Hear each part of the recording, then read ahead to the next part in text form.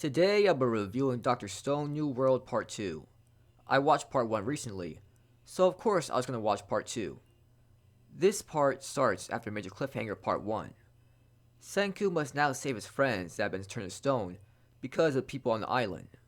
Part 2 was entertaining to watch, as we see Senku show off how ingenious he is, and he comes up with great plans on the run to catch his enemies off guard.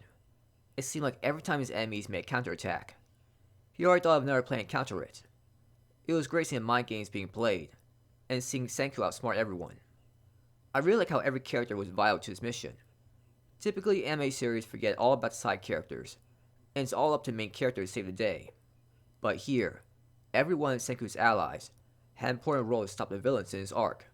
It really did feel like a team effort. The persuasion conversations characters had was actually the most exciting part of Part 2. It wasn't the fight scenes. It was seeing how Senku and his allies would talk their enemies into working with them. It shows how powerful words can be, and how battles aren't just won through using force, which was nice to see.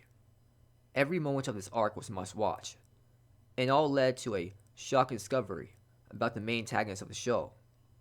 I certainly did not expect this shocking discovery to be that. It made this anime series even more crazy and wacky to watch. It was already over the top with Senku and his friends making complex items in his current world, but now he has to make something so complex that even people today in the real world will have trouble making, with just limited resources in his world. It's like, are they going to create this complex thing? I can't wait to see it. There wasn't really any important new character in Part 2. I was not a big fan of the opening or ending song of Part 2. The music throughout Part 2 was more the same, not really any new songs.